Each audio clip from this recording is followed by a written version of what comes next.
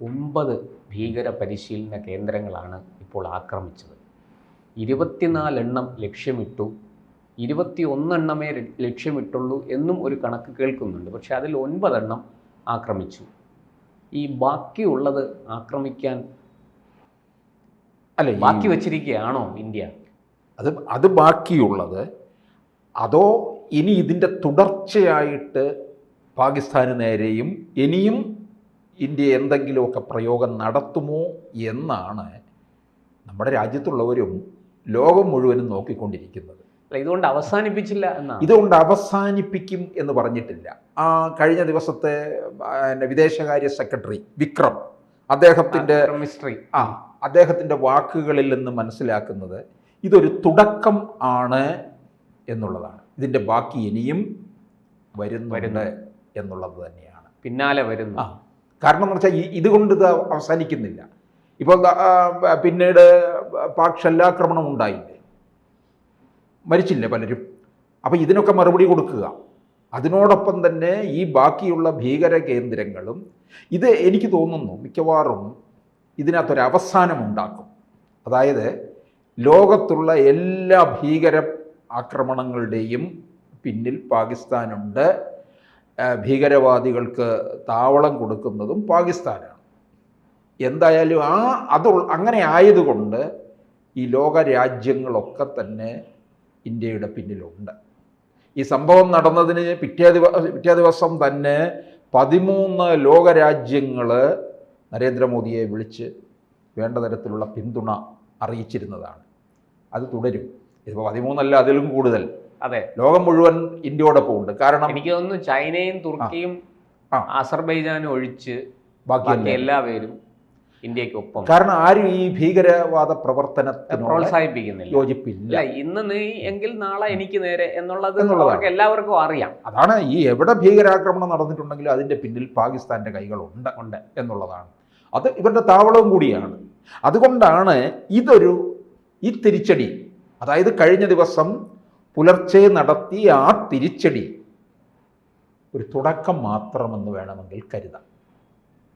ഇതൊരു സാമ്പിളാണ്. ഇനിയും ഇതിൻ്റെ പിന്നാലെ ഉണ്ട്. പാകിസ്ഥാൻ പറയുന്നുണ്ട്. കഴിഞ്ഞ ദിവസം, അതായത് ഇന്നലെ രാത്രി ഏതാണ്ട് 1:15 ഉള്ളപ്പോൾ നമുക്ക് ലഭിക്കുന്ന ഡിഫൻസിൽ നിന്ന് ലഭിക്കുന്ന വിവരങ്ങൾ അനുസരിച്ച് ഏതാണ്ട് 1 മണിക്ക് ശേഷം പാകിസ്ഥാൻ ഇന്ത്യക്ക് നേരെ ഒരു മിസൈൽ തൊടുത്തു. പക്ഷെ അത് അമൃതസർ ലക്ഷ്യമിട്ടാണ് അവർ തൊടുത്തിരിക്കുന്നത്. പക്ഷെ അത് അന്തരീക്ഷത്തിൽ വെച്ച് തന്നെ നമ്മൾ അതിനെ കത്തിച്ച് ചാമ്പലാക്കി തിരിച്ചു വിട്ടുകൊടുത്തു. ആർക്കും അപായമൊന്നും ഉണ്ടായില്ല. അതായത് ഇന്ത്യൻ അതിർത്തി കടക്കാൻ അതിനെ സമ്മതിച്ചില്ല.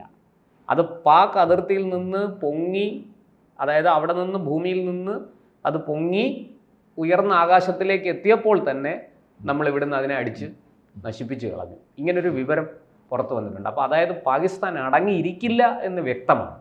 അതുകൊണ്ട് തന്നെ ഇന്ത്യ കടുത്ത ജാഗ്രത പുലർത്തുന്നുണ്ട് അതിർത്തിയിൽ.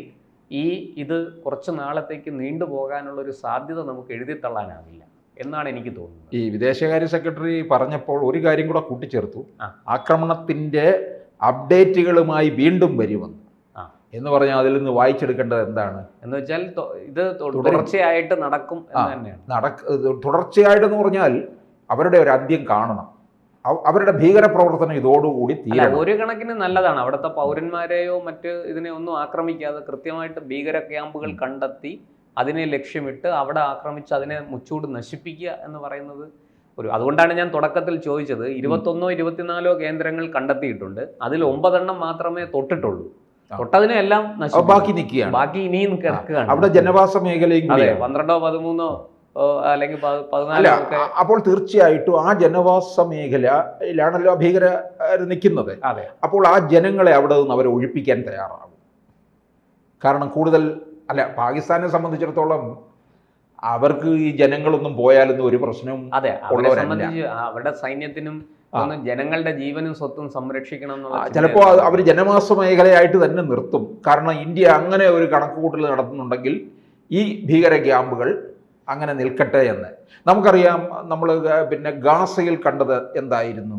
ഇവരെ ആശുപത്രികൾക്കകത്തും ബങ്കറുകൾ ഉണ്ടാക്കി, അതായത് രോഗികളെയും അശരണരായ ആൾക്കാരെയും അതുപോലെ സ്ത്രീകളെയും കുട്ടികളെയും മറയാക്കിയാണ് ഈ ഭീകരന്മാർ യുദ്ധം ചെയ്തിരുന്നത്.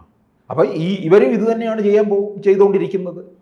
അപ്പോൾ അവിടെ ഉണ്ടായ മരണത്തിനെല്ലാം ഉത്തരവാദി അവർ തന്നെയായിരുന്നു എന്നുള്ളതാണ്. കാരണം ഇസ്രായേൽ ഇതൊന്നും നോക്കിയില്ലല്ലോ. അതെ. കാരണം ഈ ഇത്തരത്തിലുള്ള അഭയാർത്ഥി ക്യാമ്പുകളിൽ ഒക്കെ തന്നെയാണ് അവർ ഈ ഭീകരവാദികളെല്ലാം കൂടി കയറി നിലയുറപ്പിച്ചത്. അപ്പോൾ ഇല്ലാതാക്കുക എന്നുള്ളതാണ്. പിന്നെ ഇത് തുടരും എന്നുള്ളതിൻ്റെ ചില സൂചന നമുക്ക് കിട്ടുന്നത് ഇപ്പോഴും രാജ്യം വളരെ ജാഗ്രതയോടുകൂടിയാണ് നിൽക്കുന്നത്. നമ്മുടെ ജവാന്മാരെല്ലാം തന്നെ അവധിയിൽ പോയവരൊക്കെ തിരിച്ച് പ്രവേശിക്കാൻ പറഞ്ഞിട്ടുണ്ട്. അതൊക്കെ ഒരു മുൻകരുതലല്ലേ? അതെ. ആർക്കും ഇപ്പോൾ അവധി കൊടുക്കുന്നുമില്ല. അപ്പോൾ ഇത് വളരെ ജാഗ്രതയോടുകൂടി ഇരിക്കുകയാണ്, പ്രത്യേകിച്ച് പഞ്ചാബ് പ്രദേശങ്ങളിലൊക്കെ തന്നെ. പിന്നെ കശ്മീരികളെ ഇപ്പോൾ ഏറെ സന്തോഷിക്കുകയാണ്. കാരണം ഇവർ ഈ സംസ്ഥാനം ഒന്ന് മെച്ചപ്പെട്ടു വരികയായിരുന്നു. ഒരു വർഷം 2 കോടി ടൂറിസ്റ്റുകളാണ് 2.5 കോടി ടൂറിസ്റ്റുകൾ വന്നുകൊണ്ടിരുന്നത്. അവരുടെ ജീവിത നിലവാരം അങ്ങ് മാറി, ജീവിതം പച്ച പിടിച്ചു. അതെ. ലോകം മുഴുവൻ അവിടേക്ക് വരികയാണ്. അത് തകർക്കാൻ വന്നവരെ നമ്മുടെ രാജ്യം തകർത്തു എന്നുള്ളത് അവർ വളരെ സന്തോഷത്തോടു കൂടിയാണ് ഇരിക്കുന്നത്. അപ്പോൾ പക്ഷേ ഈ ഭീകരാക്രമണ കേന്ദ്രങ്ങൾ തീർത്തത് കൊണ്ട് മാത്രം ആകുന്നില്ല എന്നുള്ളതാണ്. ഈ പാകിസ്ഥാൻ എന്ന രാഷ്ട്രം തന്നെ ശിഥിലമായാൽ മാത്രമേ ഈ ഭീകരവാദം എന്നേക്കുമായിട്ട് അവസാനിക്കൂ. പാകിസ്ഥാൻ ഒരിക്കലും ഈ സ്വയം തോന്നി ഇതിൽ നിന്ന് പിന്മാറില്ല. കാരണം അവരുടെ ജീവവായു ഇതാണ്, രക്തത്തിൽ അലിഞ്ഞു ചേർന്നിരിക്കുന്നതാണ്. എനിക്ക് തോന്നുന്നു കുറേ നല്ല ആൾക്കാരുണ്ടായിരിക്കാം അവിടെ പെട്ടുപോയവർ. അവിടെ നിന്ന് രക്ഷപ്പെടാൻ ചിലപ്പം ഇനിയിപ്പം ഈ പാകിസ്ഥാനി പൗരനെ എവിടെയെങ്കിലും നമ്മുടെ ഇന്ത്യക്കകത്തോട്ട് അടിപ്പിക്കുമോ? അവന് നല്ലവരായിട്ട് എവിടെയെങ്കിലും പോയി ജീവിക്കണമെന്നുണ്ട്. അങ്ങനെയുള്ള ഒരു പൗരനെ നമ്മൾ ഇവിടെ എടുക്കുമോ? എടുക്കത്തില്ല. ഇവിടെ ഉണ്ടായിരുന്നവരെല്ലാം പറഞ്ഞു വിടുകയല്ലേ ചെയ്തത്. അപ്പോൾ തീർച്ചയായിട്ടും അവരെ സംബന്ധിച്ചിടത്തോളം ഈ അവരുടെ രാജ്യത്തിനകത്ത് അവരുടെ സൈനികരെന്താ വ്യത്യാസമുണ്ടോ?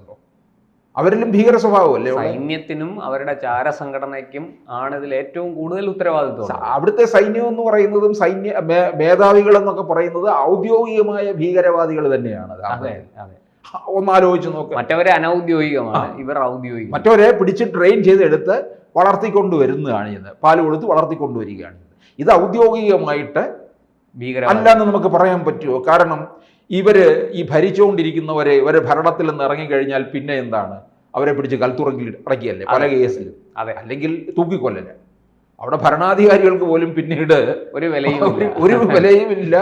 പ്രതിപക്ഷ നേതാവ് അകത്ത് കിടന്ന് അഴിയും, ഇമ്രാൻഖാൻ അകത്ത് കിടക്കുകയാണ്. ഒന്ന് ആലോചിച്ച് നോക്ക്. നമ്മുടെ രാജ്യത്ത് അങ്ങനെയുള്ള കോടതികൾക്കൊന്നും യാതൊരു വിലയും മാന്യതയും ഇല്ല.